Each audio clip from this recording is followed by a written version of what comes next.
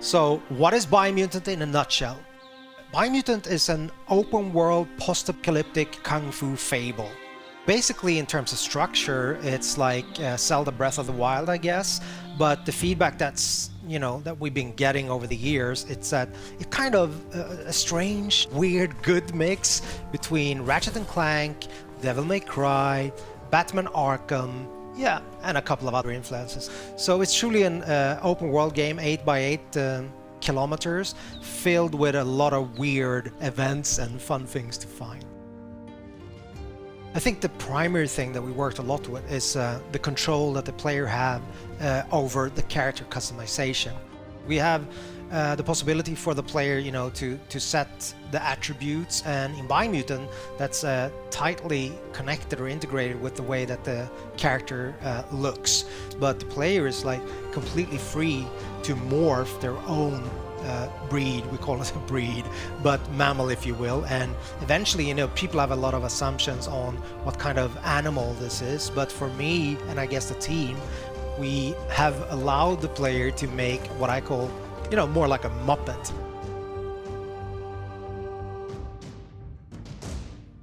And with character customization, it goes all the way down to crafting bits onto your clothes or hats or pants or whatnot. I guess the most important thing is the arsenal of the weapons. I mean, it's an action role-playing game, right? So we're focusing on the action parts of, the role-playing aspect. Each part that you can find for weapons and gear also comes with like a material, a quality aspect, so they can be more damaged or of a higher quality material. Just mentioning that you don't have to repair, but you can actually upgrade things that are broken, but they will never diminish in terms of their material qualities, like in Zelda, for example. We don't do that. In the game, you have 6 different tribes, so they're all composed of, a leader, a Sifu, if you will, that have mastered a specific Wang Fu combat style and trained his disciples in that. So these tribes are now in conflict. Basically, there are 3 tribes that have what we call a light aura. So basically a good karma, if you will, if you want to paint it black and white. And there are 3 tribes that have like a dark aura. Eventually, at the start of the game, you will find that you have to choose an ally, so one of these 6 tribes. As you move along or go further into the game, you're free at any time to change your allegiance. But at the start of the game, you choose one of these 2 tribes. And basically, at that point, the state of the world is represented by a huge tree that's at the heart of the 8x8 kilometer open world.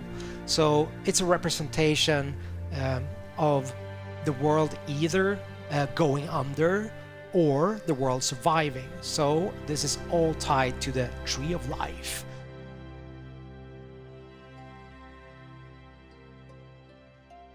A light or a tribe, they want to save the world, so make sure that the tree survives, and also then uniting the other tribes, whilst allying with dark or a tribe would mean the opposite.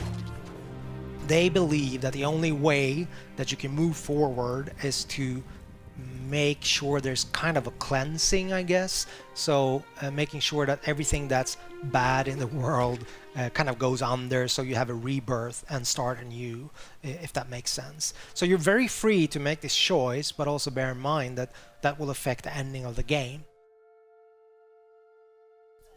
Obviously, game being called Biomutant has to have some form of mutations slash abilities, right? There's quite a wide range of them. Primarily, we have the biomutations, so those are kind of more physical abilities, if you will. For example, you can spawn a mushroom in front of you. That has multiple uses, if I just use that one as an example, in terms of creative freedom for you as a player.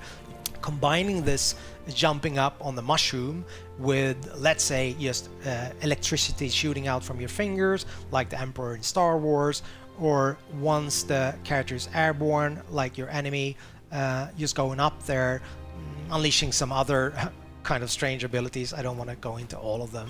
But the other aspect is the psi mutations. So those are more like your X-Men style abilities, if you will, like for example levitate, which again can give you both exploration opportunities, but also then you can use it in combat in conjunction with other abilities and obviously ranged combat, so that will give you an advantage, I guess.